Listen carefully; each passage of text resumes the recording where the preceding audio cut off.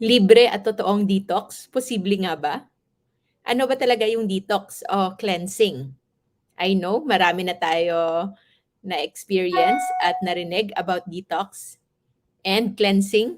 Yung iba nga sobrang mahal pa o pinapapunta ka pa sa isang lugar para mag-detox, para mag-cleansing. Yung iba binababad sa paa, karamihan iniinom o di kaya kinakain kasi eto daw yung makakalinis ng ating katawan. Magkano na ba yung nagastos nyo sa mga nagsasabing may produkto sila na parang maganda pang detox, maganda pang cleansing? Sino nang nakatry niyan? Sabihin nyo po sa comment section para makita natin kung ano-anong klaseng detox na ang inyong naranasan. And we will see kung meron nga ba itong point. Or, posible nga ba na mag-detox tayo ng libre, ng walang gastos. And most importantly, etong detox na ito, very effective. Alam nyo kasi, no matter how much we try to live healthy, we try to avoid certain foods, certain toxins na alam natin, in the end, at the end of the day, magkakaroon pa rin yan ng accumulation sa ating katawan. So magandang gabi po sa lahat-lahat. Ako po si Dr. Rojo, Doc Grace. And tonight, we will talk about detox. Marami nang sinasabi na merong detox diet, cleansing diet. Pero bakit una, effective ito? Sa simula, yes, you can see them effective. After one time, the second time around, medyo effective na lang. The third time around, hindi mo na alam kung totoo nga bang nag-work ito. Hello to 1,973 live viewers. Kindly share this dahil malay nyo kung sinong matutulungan natin when you share this to your family, your friends, kahit sa messenger, kung sino yung mga usual na mga ka-chat group nyo dyan. And moving forward with detox, ito yung process na natural na lalabas yung mga toxin na accumulate sa ating katawan. Ano-ano yung mga toxins na ito? So, ito yung mga bagay na hindi natin kailangan sa ating katawan. And the worst part would be yung mga bagay na actually nakakasama para sa atin. Pinaka-common would be pollution, okay? Exposure sa tambucho ng kung ano-ano o ng usok. And of course, kung merong mga chemical dyan, for those who are working, na malapit sa mga maraming chemicals, those can accumulate. Even heavy metals, tin, aluminum, many others. Yung mga heavy metals po, sadly, kahit pa organic yung kinakain ninyo, yung niluluto ninyo ay kayo mismo yung nagtanim, alam nyo ba na sa inyong ginagamit na lutuan ay pwedeng magkaroon pa rin ng heavy metal accumulation. Yung mga minor na yon. Even iron. Even yung iron na kailangan natin sa ating katawan. But our body is so good na marunong siyang mag-recycle ng iron. At kapag nasusobrahan yung iron natin sa katawan, hindi rin po ito maganda. Lahat ng mga lulutuan na aluminum, there are now growing science na hindi talaga ito maganda para sa atin. They tend to accumulate in our body, causing problems, causing inflammation, causing destruction. Alam nyo ba kung saan sila pumupunta? Saan sila nagtatago? They are mostly hiding under our fat tissue. Ang tawag dyan sa medicine, adipose tissue. Okay? Tissue na parang tissue talaga ha, pero yun yung term whenever we describe the parts of our body, yung laman.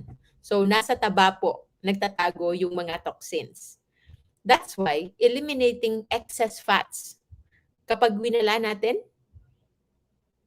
yung mga excess fats natin sa ating katawan, that is actually one of the most effective way to do detox.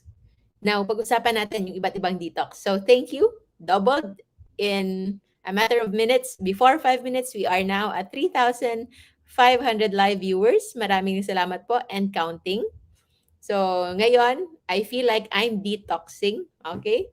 Kasi I am on my free time. Natapos ko yung mga obligasyon ko for the day. And today, I want to share with you the things that we need to know about detox. Marami ka most of the common detox are iniinom. Meron silang maraming mga concoctions, mixture of lemon, mixture of vinegar, mixture of salt, bigla-bigla mong iinumin, tapos magdadayariya ka, explosive, bowel movement kumbaga. And true enough, feeling mo, sobrang linis, di ba? At ang gaan nga naman. But when you don't do it right, or if you do it too often, you are risking yourselves of hindi detoxification, but electrolyte imbalance. Forcing yourself to eliminate more than what you need. Taking laxatives, yung mga ano yun, mga slimming teas.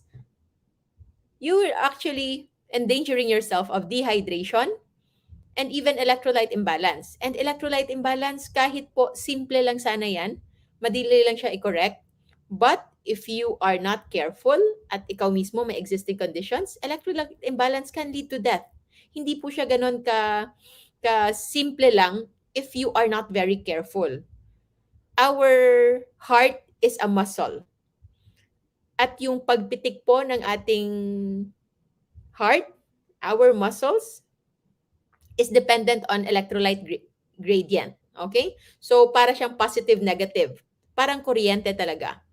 The presence of potassium inside the cells, yun yung makakapagbibigay ng ating electrochemical gradient compared sa sodium na nasa labas ng cells. At kapag hindi sila balance, pwede pong parang merong short circuit na mangyayari.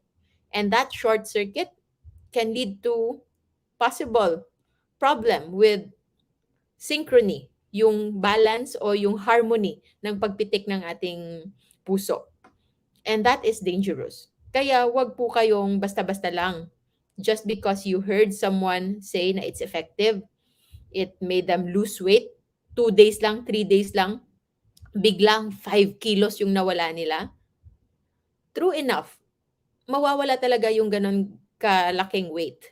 But it's mostly water weight. Water and electrolyte weight. At ano yung mararamdaman mo after that? Una, you will feel light, but it will suddenly drop to a point that you will feel very weak. Baka sobrang uhaw na. Thirst, yung uhaw actually is just initial manifestation of dehydration. Kapag hindi ka na makapag-isip ng tama, you are already confused. Kung tatanungin ka kung anong araw ngayon, hindi mo na masabi, those are already warning signs, dangerous signs that you are risking yourselves. How about others na hindi naman ganun ka-risky? Yung parang magpapa-foot spa ka lang, tapos nilalagyan ng kung ano-anong whatever, tapos nakikita mo yung tubig biglang nag-brown o di kaya nag-black, tapos sasabihin sa'yo, yun yung mga toxin mo sa katawan, lumabas na sila. Tapos tuwang-tuwa ka. Feeling mo naman, ang linis-linis na ng paa mo o baka yung lahat ng dumi sa katawan mo ay nakuha na. Only to realize na yung chemical pala na nilagay doon, the moment it touches with the one that's already in the water, nagkakaroon lang ng chemical reaction and it's producing different color. Tapos sinabi na sa iyo na yun yung toxin mo sa katawan. Our skin is water impermeable. Hindi po makakapasok yung tubig dyan. Okay? That's why, kahit sobrang babad ka na sa tubig, 3 oras ka kumaligo, hindi ka napupuno ng tubig. Hindi ka tumataba ng dahil sa tubig. Because our skin is liquid impermeable. Hindi po yan makakapasok. And it's two-way circuit. Hindi makakapasok, hindi rin makakalabas except for sweat glands. So yung sweat glands natin, kung saan tayo pinapawisan, those are one of our natural na daanan ng mga toxins sa ating katawan. Meron tayong mga common na mga areas where we actually release toxins and byproducts sa ating katawan para hindi ito mag-accumulate sa atin. First, feces, yung pagdudumi natin. Those are eliminating the major heavy parts of our food intake ng ating kinakain na hindi natin ma-digest. So, sa mga taong naka-high carb, mas malalaki po yung pupo nila as compared sa low carb. Especially if you are on a high carb that's mostly vegetable-based, vegetarian-based. Kasi with plant-based foods, there's a lot of fiber. And now it's a different argument. Iba na rin yon yung mga benefits of fiber. That's another topic for another time. But the thing is, with fiber, it is not digestible by our stomach. And so, ilalabas talaga natin yan. So for those who are starting low carb, we've already made a video on constipation. Panuorin nyo na lang po yun. But just know na just because hindi na kayo twice a day magdumi ngayon o hindi na every day, it doesn't mean there's already a problem. It's just that ineliminate mo yung mga extrang basura. For example, bumili ka, parati mong binibilhan, like when you're shopping, yung store na parati mong binibilhan, ilang balot, maraming layers ng balot. And then meron pang plastic bag and then meron pang paper bag. So pag uwi mo, kukunin mo yung item na ganito lang kaliit, pero meron kang basurang ganito kalaki. Whereas in the other store, bibigyan ka, diretso, yung item lang talaga na kailangan mo. Tapos sasabihin mo, gusto mo pa bang ibalot ito o diretso mo na sa bag mo? So if you are actually conscious and somewhat concerned with the environment, please, avoid nyo na po kumuha pa ng mga plastic at mga kung ano-ano pang pakete if you can just put it in your bag. Just get the receipt. Okay? Hindi kayo pag sasabihang nag-shoplift. Okay? And face value. Okay? Always, always consider na yung environment natin is importante din. And what else? What else do we need to consider?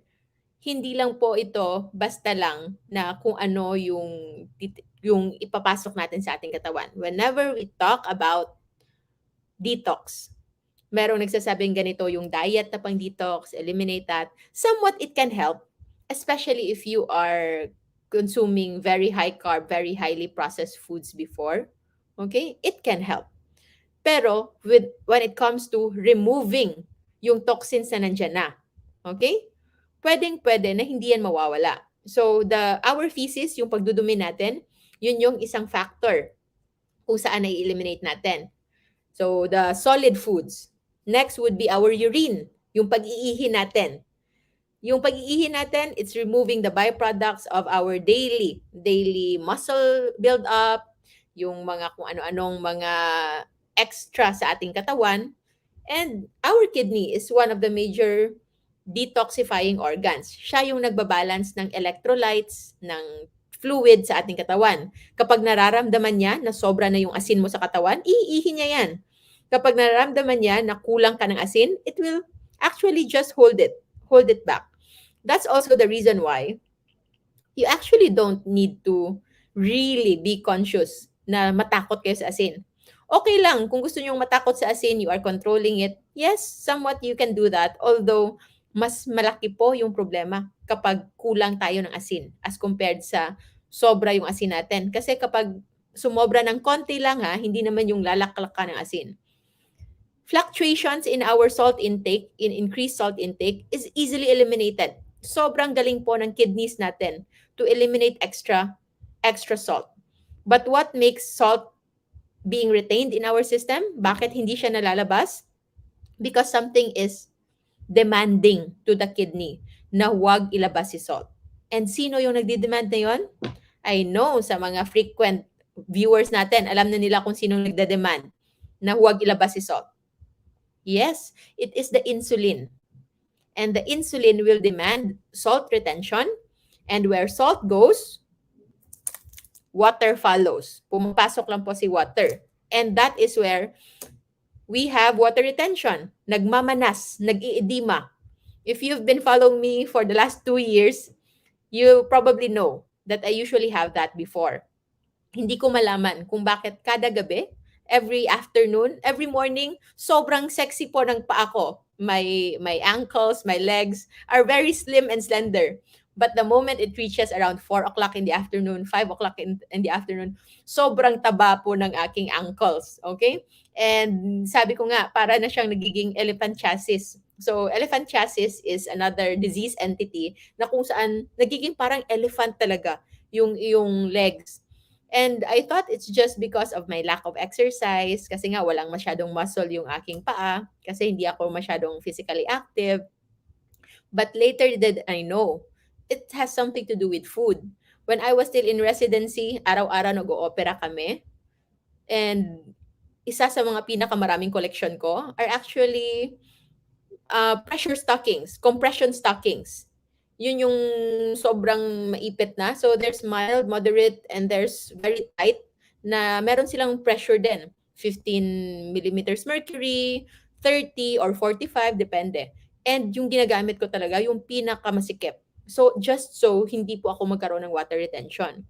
But when I started low carb and when I started doing fasting, hindi na po ako nagmamanas. So, hindi na nagkakaroon ng elephantiasis. Kung ano yung size ng aking paa in the morning, ganun pa rin. Just a little difference. Normal naman talaga na by nighttime, yun talaga. Meron talagang some residue. Especially if you're always standing up, you're always walking, hindi mo na-elevate yung paa mo. Just a segue, kung bibili kayo ng sapatos, bumili kayo ng mga bandang hapon na. Kasi kung bibili kayo ng umaga, baka maliit pa yung paa nyo and pagdating ng gabi, biglang sisikip yung sapatos ninyo. So if you want, if you buy in the morning, try to have a half size allowance, okay? Anyway, moving forward, we have pagdudumi, we have pag-ihi, and also our liver. Our liver, siya yung pinaka-metabolically active na organ when it comes to detoxification. Siya yung lahat ng toxin, lahat ng kinakain natin actually, dumadaan yan sa liver. Meron nagsasabi ba, ayokong uminom ng ganito kasi baka masira yung liver ko. Actually, kahit hindi man yan hindi man nasa tableta yung iniinom mo, kahit yung kinakain mo, hindi siya tablet, pero dadaan pa rin yan sa liver mo. Kakaunti lang sa pagkain natin hindi dumadaan sa liver. Everything is passing liver. Kung meron sa inyong alam na mga hypertensive tapos nilalagay yung tableta sa ilalim ng dila, that is what we call sublingual. Okay? Sublingual route.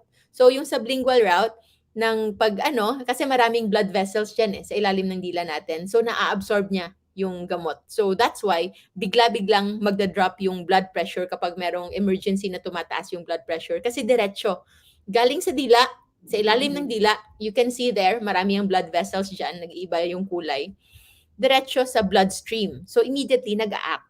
Yun yung tinatawag na binabypass niya yung first pass effect. Parang merong first pass effect. So hello to 6,000 live viewers. Maraming salamat po. Kasi yung liver natin, dapat dadaan sana dyan. So yung mga dangerous toxins and mga metabolically active toxins, kapag hindi nakapasa sa liver, okay, hindi yan makakapasok sa ating katawan. It will detoxify it. It will make it inactive. Para paglabas niya sa ating bloodstream, before siya dumaan sa ating utak, before siya dumaan sa ating puso, sa ating lungs, it is already not harmful. Hindi na siya delikado. Kaya, importanteng-importante na alagaan natin yung ating liver. Meron akong natatanggap ng mga tanong paminsan-minsan na, Doc, ano pong kailangan kong inumin para sa fatty liver? Wala pong gamot yung fatty liver. All others are just supplements. Okay? Pero walang totoong gamot yung fatty liver. Kasi yung gusto ng liver mo, magpahinga lang. Kailangan mo lang siyang ipahinga. It's organ rest. Okay? And saan galing yung pinakamalaking trabaho ng liver mo? Kung isa siyang trabahante, 90% ng kanyang trabaho, alam nyo ba kung saan galing? Sa kinakain nyo. Sa kinakain mo. So, kung gusto mong alagaan ang iyong liver, bigyan nyo naman po ng bakasyon. So, paano pababakasyonin yung atay natin, yung liver natin? Paano? Stop muna. Break muna. Okay? Hindi lang 1 hour yung recess. Okay? Gawin mong 1 meal. O di kaya 2 meals. Kung hindi mo pa naranasang mag-skip ng meal, try to at least avoid the foods that are causing so much problem sa ating atay. Okay? Kapag inalagaan natin yung ating atay, yung atay natin, aalagaan niya yung buong katawan natin. And if we are not very careful, the moment we damage our liver, yung damage, it goes spiral down. Because hindi niya na magagawa yung problema niya. Can you imagine kung walang waste and disposal management yung syudad ninyo, yung inyong barangay, kahit pa gaano kalinis yung inyong bahay, pero kung walang kokolektang basurero, babaho at babaho pa rin because it has to be eliminated. So if we can imagine our whole city as our body at yung mga bahay natin are individual cells, meron niyang specific function. And our liver is our major disposal and waste management unit. At kapag hindi natin yan inalagaan, anong iisipin mong mangyayari? Ano sa tingin mong mangyayari kung biglang magwewelga ang lahat ng mga basurero natin at hindi sila magtatrabaho? This is also to give tribute sa ating mga frontliners na support sa ating mga health na frontliners. Because without them, without the janitors, the janitress, hindi natin magagawa ng mabuti yung ating ginagawa, yung ating trabaho. And that is also like giving tribute to our liver. Ano yung mga pinakakalaban ng liver natin? Of course, we all know, alcohol. Wala yung nutritional value. Gusto nyong i-argue yung wine? Sige. Kasi merong antioxidant, di ba? Okay, mag-antioxidant kayo sa wine. But just understand that that antioxidant in wine may not be equitable. Baka hindi siya worth it as compared to the alcohol content and the injury that it can do to your liver. Alcohol has no nutritional value. Wala siyang ganong significance, kumbaga, sa ating pangangatawan. Yes, you will feel good. You will feel well. Sobrang nakakaganda, nakakakalma. I know one friend, no? Sabi niya sa akin, the moment daw na makakainom siya ng 2 hanggang 3 bottle, everything is all right. Bigla-biglang sobrang ganda ng buhay. And that is the proponent of addiction. So, aside from damaging your liver, you are damaging your brain. Sayang naman yung brain cells na inalagaan nyo. Sayang naman yung pag-aaral ninyo, napapatayin lang ng alcohol.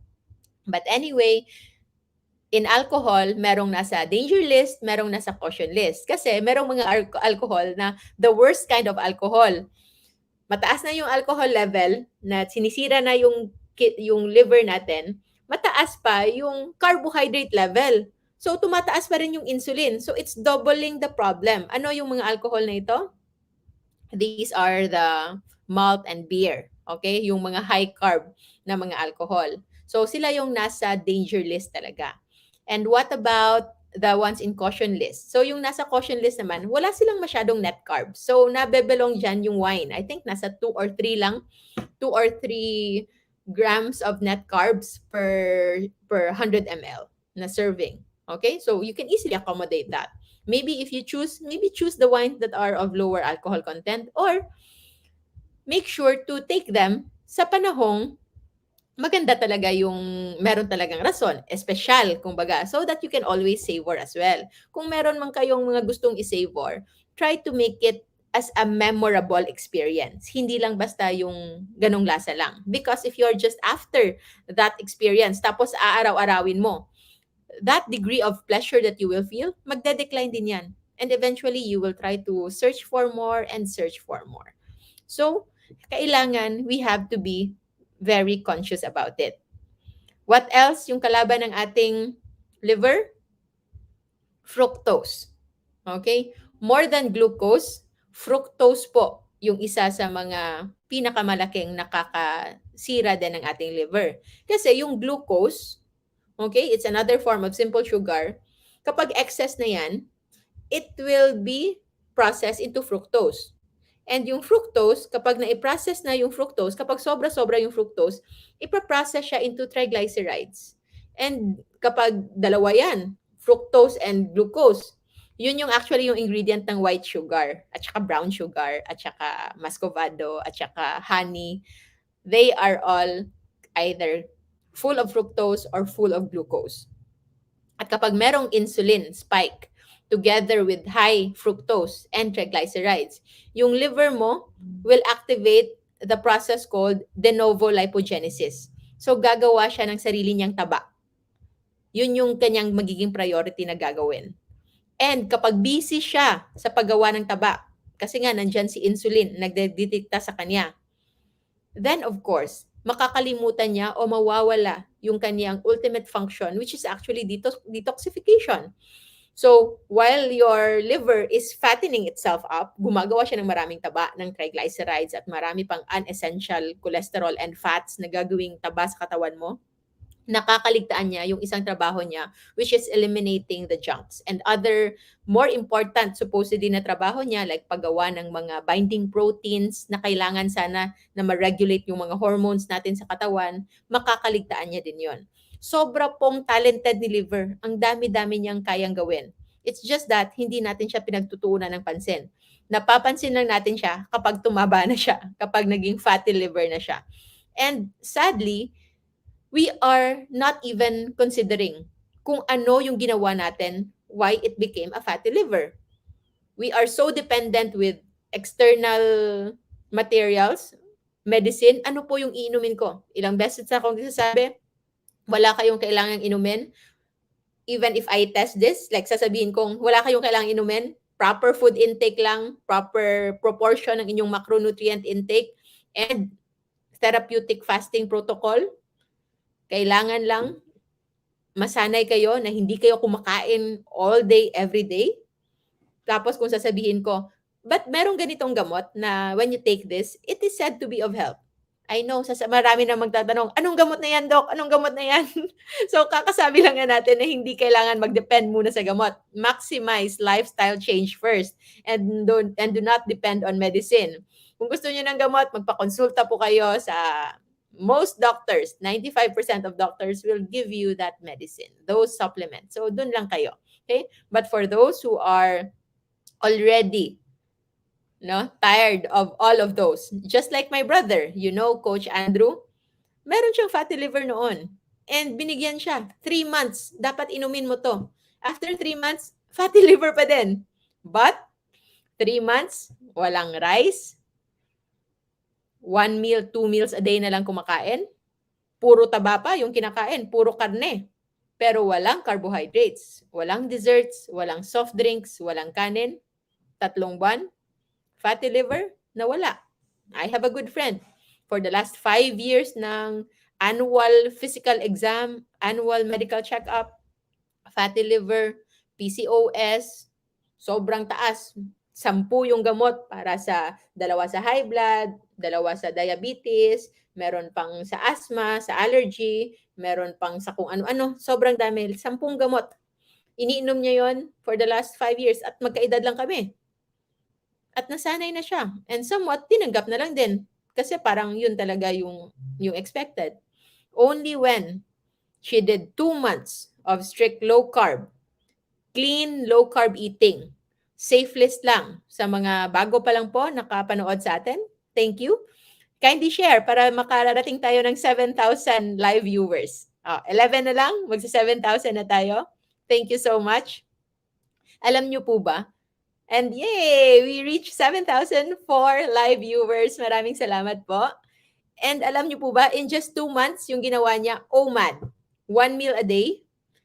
And just stick to the safe list. Gulay, ulam. Gulay, ulam. Without vegetable oils. Without mga condiments na kung ano-ano. Plain salt and pepper lang yung mga condiments. Walang extra. Break muna sa fruits. Break muna sa root crops. Wala munang saging. Gulay. Lahat ng gulay. Lahat ng ulam. And before, allergic siya sa chicken, allergic siya sa seafood, allergic siya sa itlog. Buti na lang talaga, wala pa akong kilalang allergic sa baboy. Pero ayaw lang sa baboy kasi sabi nila madumi daw and all that and all those. Niluluto naman natin, oy. So kapag niluluto mo yan, nalilinis na yan. Walang pang sigurong bakteryang namamatay sa boiling point na buhay, sa boiling point ng mantika. Anyway, those are the things that they did. Okay? So I want you to know that there's a way for you to take care of your liver. The best detoxification is the most natural na built-in na sa ating katawan. Okay? All we need to do is just to allow ourselves to do its job. Yung binigay sa ating katawan, Okay? It's God-given body. Nandiyan na po yan lahat. Lahat ng kailangan niya, lahat ng, it's a complete system. Okay? Just like our government, all the policies, all the system, all the necessary protocol, SOP, sobrang ganda in theory. But how it's implemented, kung paano ito ginagawa, and how we run it, it's another story. And that's the same thing with our body.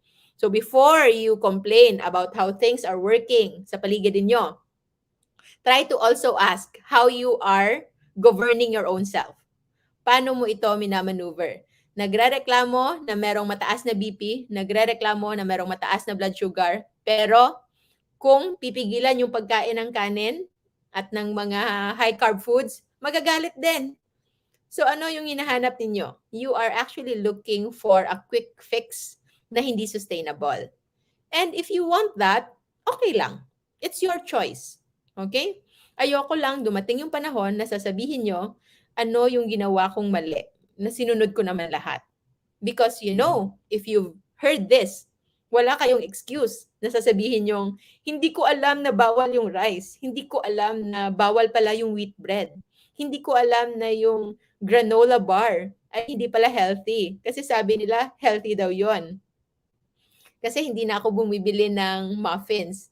Ano na lang, sweetened granola bar. You are fooling yourselves. Okay? Kapag yung isang bagay ay nakapakete na at naka-sugar-coated na, literally, okay?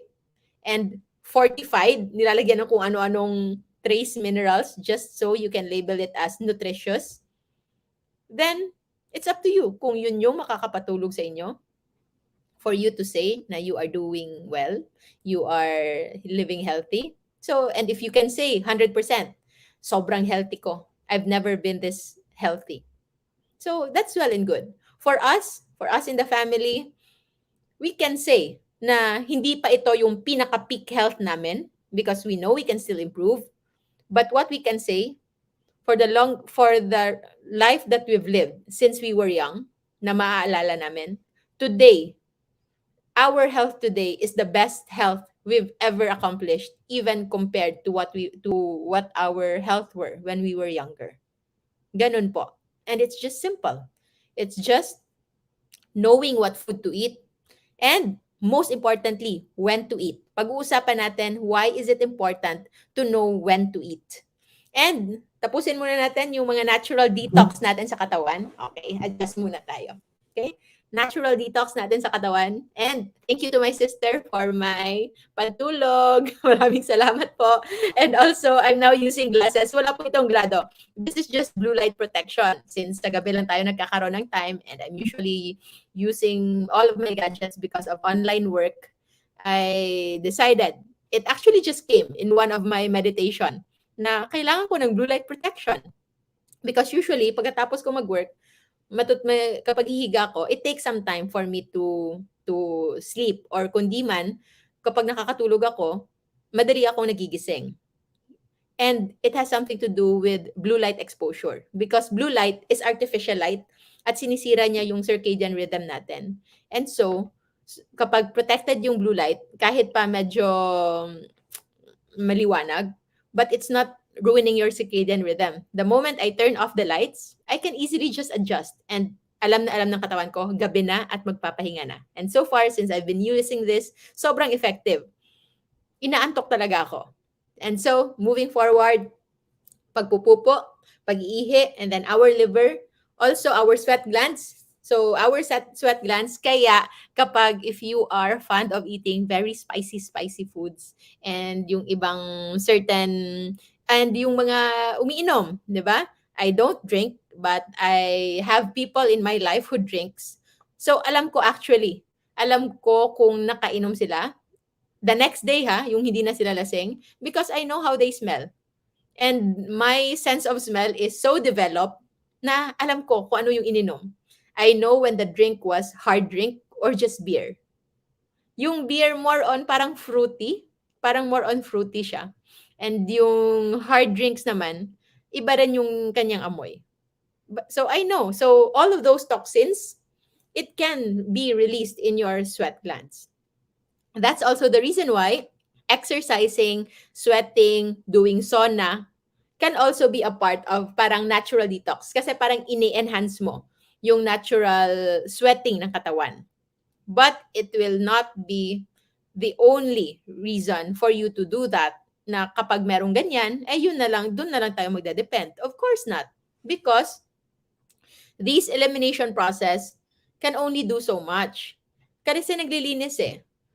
Yung dump site, going back to basurero idea, kahit pa sobrang galing ng inyong basurero, every day, 3 beses siyang kumukuha ng basura ninyo, it will come to a point na yung dump site ay mapupuno. So, it's not sustainable. So, what you really need to do is to just shop less. Okay? We need less. There is more when we choose less. So, hindi lang po ito sa environment. Hindi lang ito sa ating bahay. Hindi lang ito sa Minimalist Philippines. Hello to my group. I belong. I'm a member of Minimalist Philippines. Isa siya sa mga groups na sinalihan ko because I like how they work. Sa mga nanonood ng Netflix at kilala si Maricondo. So, yon. Eliminate the things that no longer spark joy. Okay? So, ganun din po sa katawan natin. Okay? Yung taba sa ating bilbil, does it spark joy sa buhay mo? If wala, start eliminating that. Okay? And I will tell you how you can eliminate that. And lastly, even our breathing. Whenever we breathe out, okay, we actually exhale carbon dioxide. At kailangan din yon. It's providing balance in our system. In fact, there are breathing exercises that are considered to be helping in our system. So all of these are physical detoxification. Another means of detoxification is actually mental and spiritual. Okay? When you eliminate yourselves, when you eliminate your exposure to certain things that are toxic to your person, may that be an experience, a person, or a place.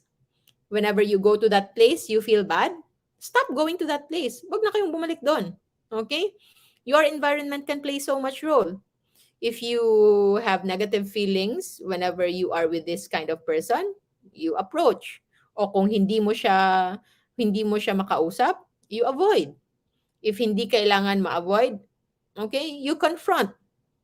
If you cannot make a compromise, you let go and you just accept and you don't let it affect you.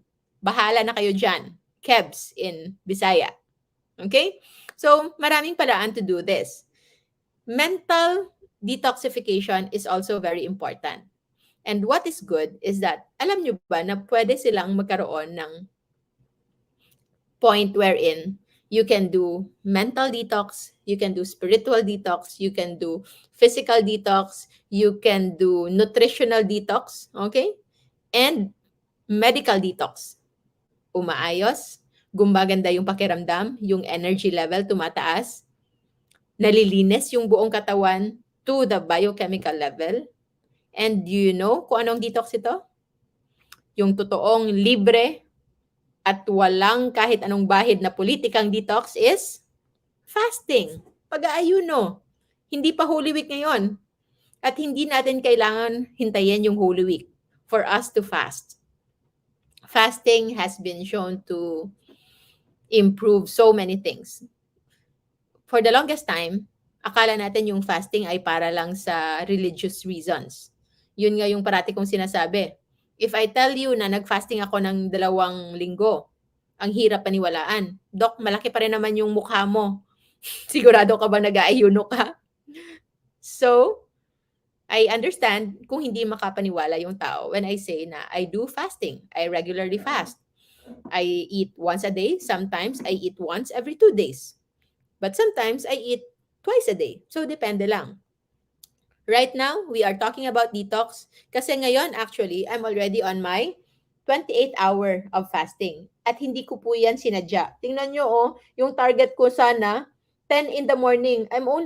My usual goal is just 18 hours of fasting in a day, like on a regular basis. But since sobrang daming nangyari, we missed our first flight and then I did webinar in the Department of Agriculture sa airport habang maraming tao nakapaligid. Okay? And so many other things going on. So wala na ako, hindi na ako nagkaroon ng time na kumain. And when we finally settled down, my need to have a shower na maligo at magpalit ng damit is greater than my hunger. So I just chose to stay inside. Hindi na ako lalabas at naligo na lang at nag hot and cold shower. So ano yung hot and cold shower? That's also one way of improving your health. Hot shower first or cold shower first. Kapag nasanay na sa cold, bigla mong initin. And then kapag biglang nainit, bigla mo na namang itong gagawing cold. That is development of hormesis. Parang exercise yan sa katawan. So we will talk about that on another time. So it's here. When you are fasting, that's actually the most natural way to do your detox. Okay? Huwag masurpresa sa mga bago pa lang at don't worry, hindi namin kayo pepersahin or don't mistake this as me encouraging you to not eat tomorrow at mag-fasting na kayo. But at least you can start searching on your own. Kasi ako, when I first learned about this, hindi rin ako makapaniwala. Because I've seen and read and researched so many testimonials about the miraculous benefits of fasting at hindi ma-take ng pride ko. Bakit hindi ko to alam? I pride myself na graduated from the best school and all that. Bakit hindi ko to nabasa? Bakit wala to sa napag-aralan ko? Doktor na ako, practicing that time. But why is it ngayon ko lang nalaman to? And that's the time that I did my own research.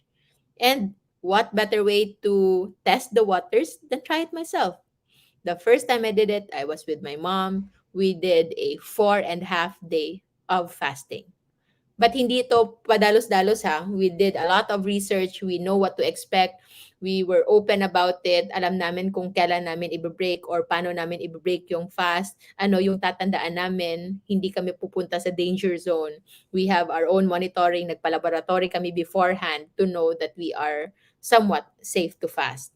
And when we finished 5th day of fasting, nabuhay kami.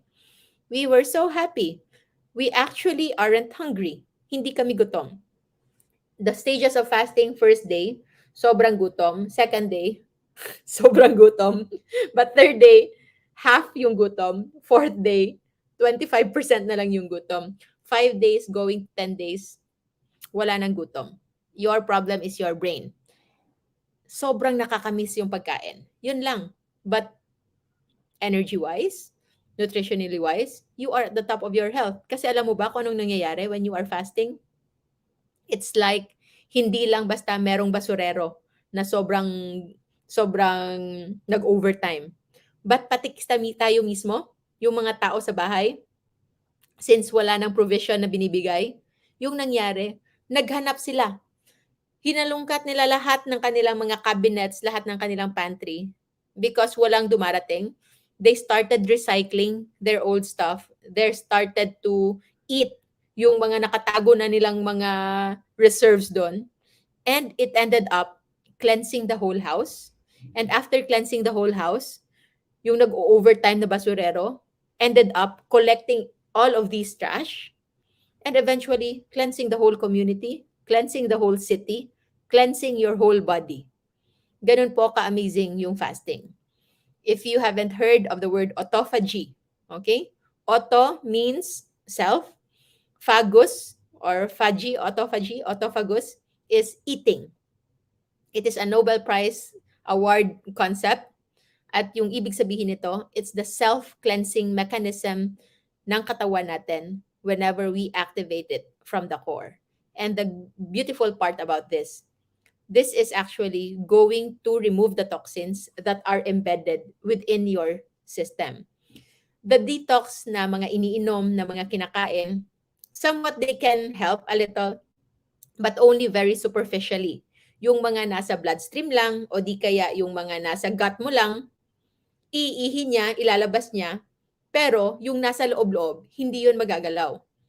Your weight loss when you are doing those detox kind of diet, okay, is mainly just for water loss. Immediately after your detox diet, babalik yan. Sometimes it's even worse. Okay? Because nagkakaroon ng rebound water retention, especially if you are not careful with your food intake. But when you do real fasting, proper therapeutic fasting, and the process of detoxification ay nangyayari, you are losing up to half a pound, okay, 0.5 pounds of pure fat mass every day. Ganun po ka-amazing yung fasting. Lahat ng religion, okay, lahat ng religion sa mundo, believing in a superior being, have one thing in common. They believe in the practice of fasting. How it is important when it comes to cleansing our body, to cleansing our mind, to cleansing our spirituality, and lahat din ng mga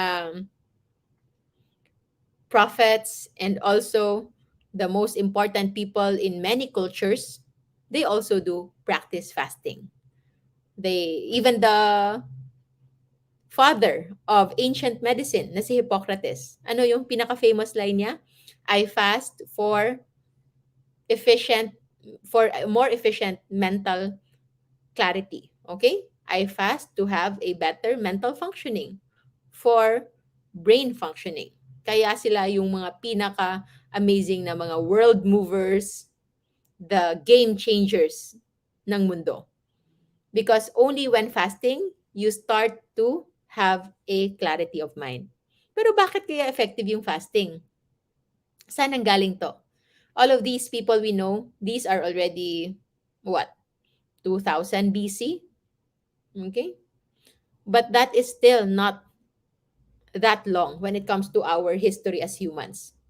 Yung history natin as humans, especially as modern day humans, can be traced back to 2 million years ago.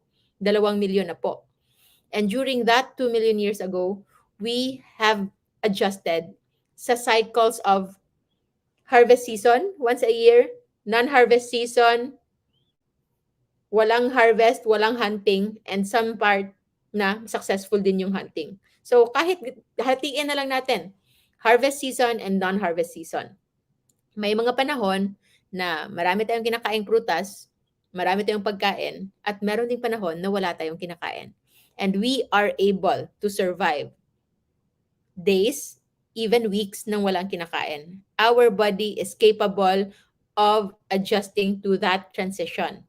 Yun yung process of transitioning from fueling on glucose galing sa sugar, and it will now transition into ketones as a source of energy. It is said na ang average person, hindi mataba, hindi payat, merong average na fat storage. Meron siyang nakaimbak na taba, kahit hindi siya mataba tingnan. Meron siyang nakaimbak na taba that is equivalent to the energy in the form of calories coming from fats to survive 6 weeks of no food intake.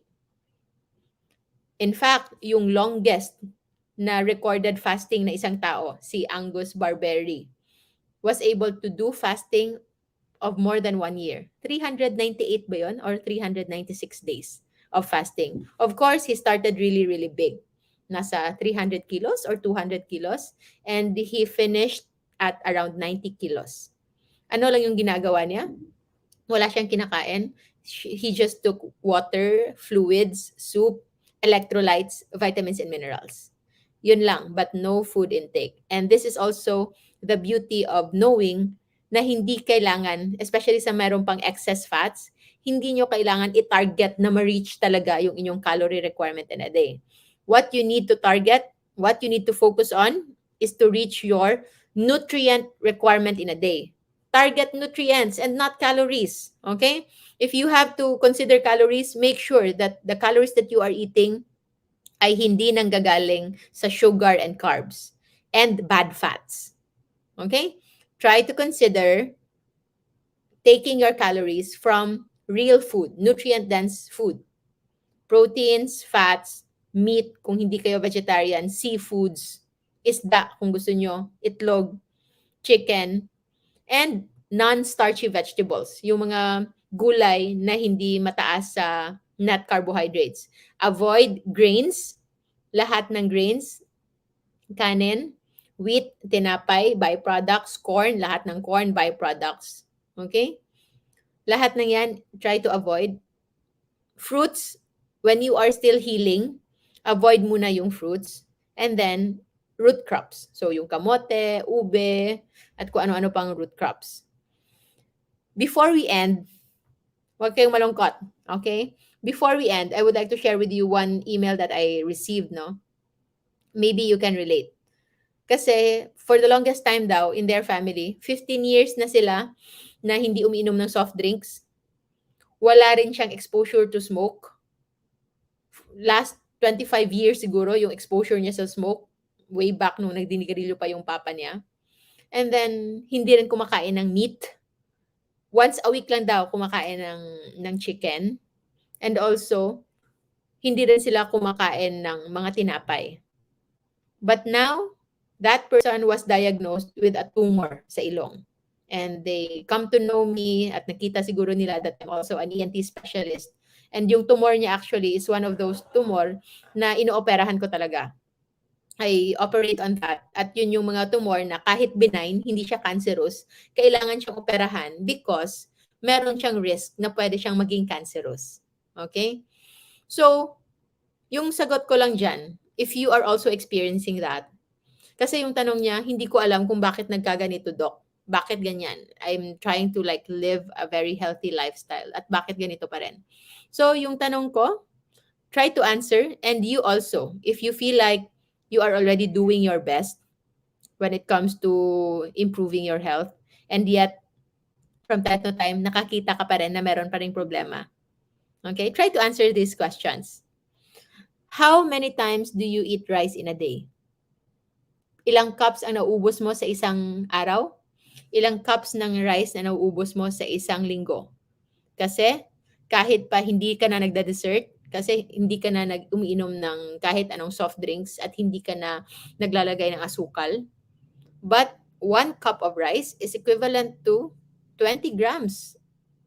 No, sorry, 40 grams of net carbohydrates or 10 kutsarita ng asukal.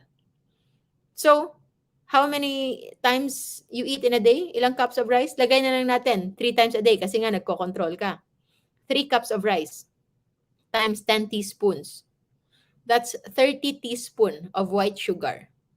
Equivalent, ha? Huwag kayong magalit dyan. Of course, plus fiber. Kasi yung mga dietitian and nutritionist natin, hindi talaga nila tatanggapin na you can equate rice and white sugar. Of course, hindi sila pareho, but what we are looking is after processing na po. After they are already processed by the liver, and regardless yung kanilang impact, kasi yung white sugar, ganun kung makapataas ng blood sugar, but yung ating rice, hindi siya ganun. Ganun lang. A little, hindi ganun ka-steep, pero aakyat pa rin yan. So, yes. And we can also see that a lot of healthcare providers and nutrition providers are also experiencing the same. Because actually, hindi kayo nila niloloko. They are providing you with the knowledge that they know best. And yun talaga yung curriculum ngayon. And our curriculum right now, the standard curriculum, is to follow the food pyramid. Na yung pinakamalaking part sa ibaba are mostly carbohydrates. Tapos may konting fruits and vegetables which are still carbohydrates. And then dyan na yung meat. And then yung huli na nga, yung tip, yun yung fats and dessert. Pinagsabay pa naman yung fats and dessert, bakit mo pagsasabayin yung fats and dessert when they are not supposedly to be grouped? Okay? If it's good fats, if it's pure butter, if it's olive oil, if it's avocado oil, if it's coconut oil, that's okay. Hindi mo pwedeng i-compare yan. Nagagawin mong iiwas ako sa olive oil at iiwas din ako sa hindi ako iiwas sa muffin. Kasi yung equivalent ko sa tip of the pyramid, I will just choose the dessert. Of course, that's not a good way to do that. We have to start educating people on the hormonal impact of macronutrients sa katawan. Hindi lang basta yung calories. Okay?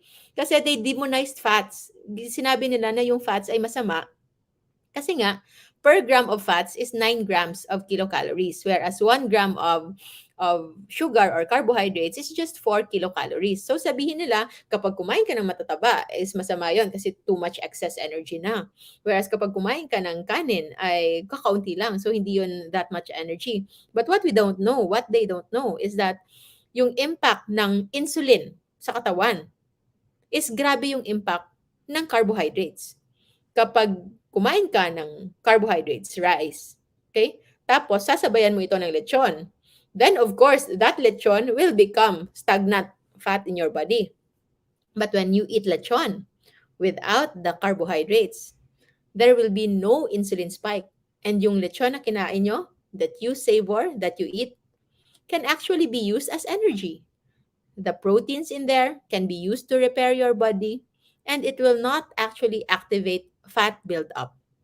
So this is also the reason why a low-fat diet, but silently lang, secret lang, na high-carb pala yun, low-fat, high-carb diet, is actually also generating within the body fat buildup. Because kapag meron itong insulin na parating nakataas, insulin is also known as a fat-storing hormone. Kapag parati itong nakataas, your de novo lipogenesis will keep on activating, magiging activated ito, and that activation can lead into build-up. Kaya, don't be ever surprised na sasabihin nyo sa akin na, Doc, hindi ako kumakain ng lechon, hindi ako kumakain ng karne. Lahat ng kinakain ko, boiled lang. Kung kumain ako ng itlog, isang beses lang sa isang linggo. Hindi ako nagmamantika, nilalagyan ko ng tissue lahat. Pero bakit yung cholesterol ko ang taas-taas pa din? Pero bakit yung aking triglycerides ang taas-taas pa din? Because there is such a thing as de novo lipogenesis. De novo meaning from scratch. So gagawa yung katawan natin ng taba galing sa source na hindi taba. 'Di ba? Parang hindi ka panipaniwala. But yes, our body is so amazing. It can create its own fats from non-fat sources like fructose or glucose or even some of your amino acids. Okay? There will be pathways na pwede silang mag-merge at maging taba. And yung mga taba na yon, supposedly yung purpose nila, sobrang noble. Those fats are supposedly will help us survive prolonged periods of fasting. Prepared na prepared siya. Kasi nga sanay siya for the last 2 million years na merong mga cycles talaga na merong isang buwan na wala talagang masyadong makain. Kain ibon lang, kung ano-ano lang dyan. But now, hindi alam ng katawan natin na wala na palang pag-aayuno, na wala na palang food scarcity. Hindi alam ng cells natin na meron na tayong refrigerator. Hindi niya alam na meron na ngayong Grab at Food Panda at food delivery na pwede mong utusan in the middle of the night.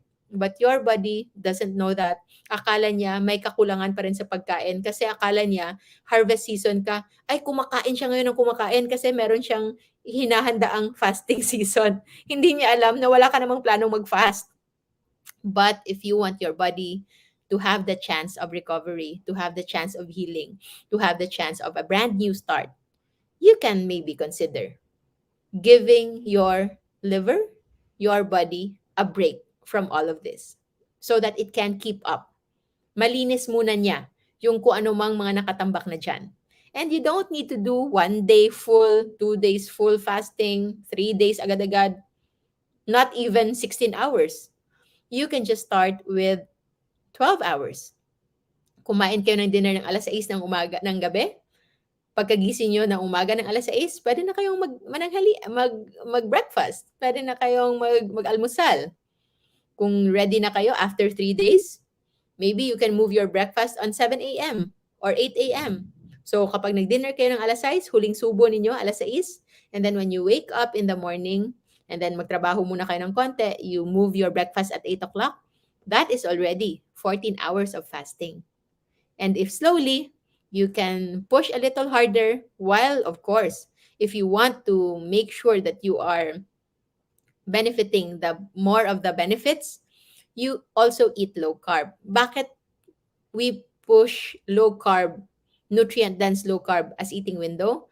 Because kung tinatry mong linisin yung katawan mo, you also try to avoid adding more basura in there. So, yan yung rason kung bakit low carb alone. Low carb alone is good kasi hindi ka na nagdaragdag ng kung anumang toxin sa katawan mo. But it might not be enough if ever marami na kayong na-accumulate na toxin sa inyong katawan to begin with. Okay? So if you want to maximize, and of course, if you've been somewhat health conscious for the longest time, that can help already, especially if wala kayong naiimbak talaga ng maraming basura dyan. But for those who cannot feel or cannot say na I'm at the top of my health, na kahit 3 years na kayong naglo-low carb, it could be you are not doing low carb the right way. You are always bordering caution danger list but just not increased in sugar. You do not take into account the low carb foods pero highly inflammatory kasi hindi nyo pinag-aralan yan. Or you are doing low carb but you are doing low carb unlimited all day every day. Nag-polyphagia na. Ibig sabihin sobrang sarap na kayo sa low carb at nag-overeat na kayo ng low carb. You are actually also still not providing the chance na ma-eliminate yung mga nakatambak na doon. So that's why low carb and fasting work together.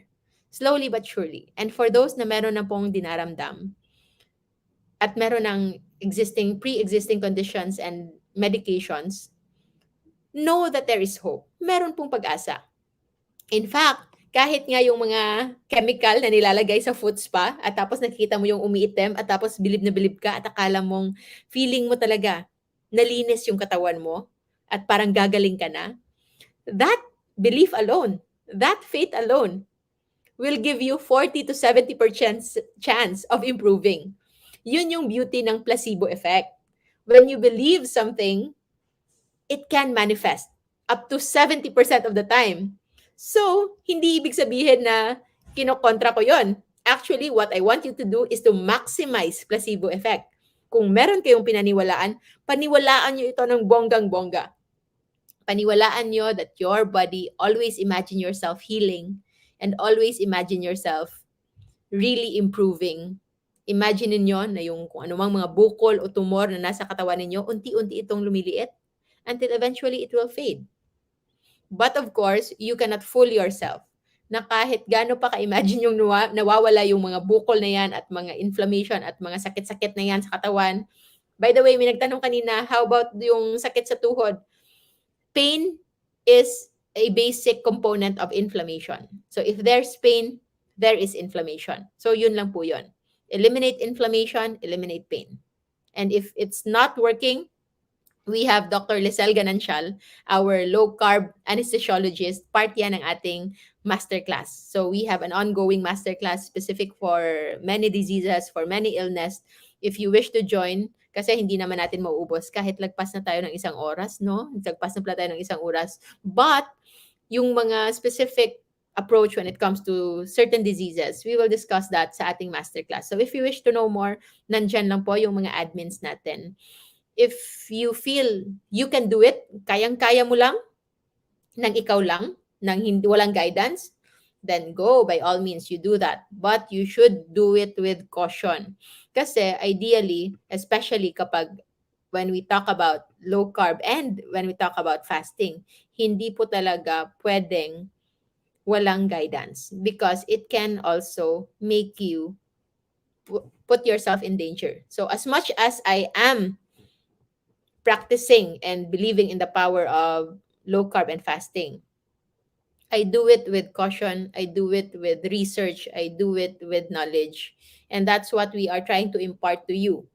Pero if you are already at high risk, may dinaramdam na, meron ng mga iniinom na gamot, marami ng kung ano-anong other factors contributing to it, meron ng end organ damage, then you should seek proper consult. Good news, dumarami na po yung ating low carb practicing Filipino doctors now. You can join our groups Life Without Rice for food inspirations. At sa mga tanong naman regarding low carb and fasting, you can join low carb feasting and fasting community. Those groups are the ones I founded. I made it myself. Although hindi obvious, no? Kasi hindi naman tayo parating nagpo-post doon because we don't want to flood it. We want the groups to be your own. It's ours. Ako man yung nagsimula na yan, but The ones that are managing it right now are the volunteer admins and moderators that are mostly, or I think lahat sila, are also part of our masterclass. That's why I think you are in good hands when you join Life Without Rice and Low Carb Feasting and Fasting Community. At kung meron kayong tanong, just maximize the search bar. Makikita nyo dyan na lahat ng mga tanong for the last 2 years that we've made that group, halos lahat ng concerns, nandyan na rin niyo po yan. So, pwede kayong mag-learn on your own. But if you feel like your learning, your journey is not enough and you need guidance, it's also good to know that we have now low carb and fasting coaches. We've made a lot of coaches already and they are doing well. They are doing really great, sending testimonies and then making their own page na po. Kindly support them. Nandyan po yan, nagko-comment. Kung meron magsasabi sa inyo na you can send them as message, okay? Look at our list. Meron akong ginawang album sa page natin, list of low carb and fasting coaches. So, just check kung nandun sila. If they are there, then you can trust that they are really the ones that you can run into, okay? That you can have this journey with. Kasi sometimes, iba pa rin na meron nag-oversee ng progress mo. And of course, if you wish to be guided, we have doctors around and apologies that sa ngayon, sa panahon ng buhay ko, I am not into consultation because I am always on mobile. I'm always mobile. I'm always handling many things, but I do guidance through our masterclass. Every week, anong araw ba tayo ngayon? Is it Friday? Thursday? Nawala na ako sa araw. It's Friday already. So, Friday na pala ngayon. So, bukas, it's Saturday. Every Saturday, 12 noon to 1 p.m. Philippine time, we go on live Q&A and interactive sessions as supplements sa ating mga disease-specific groups. So, with detox, okay, cleanse your mind, cleanse your body, give yourself the chance to be renewed para maging bago ulit, parang bagong panganak. Yes, that can do. Marami pong types of fasting, hindi lang po iisa. Hindi lang po ito extreme. Merong slow and sure and safe process that you can follow. And merong necessary preparations and mind setting. The challenge of fasting, for those of you who have read the books, no? I made 3 books. The first one is dedicated on fasting. The second one is dedicated on low carb. And the third one is dedicated on mind setting. Kung alam, marunong na kayong mag-low carb, marunong na kayong mag-fasting, pero you are falling off the wagon kasi you are not having the right mindset. So maybe you can start with book 3. Okay lang, kahit anong unahin mo sa kanila, walang problema. You can send a message, although it will come from Amazon directly. So yung shipping would take 45 days because it will come from the US going to the Philippines.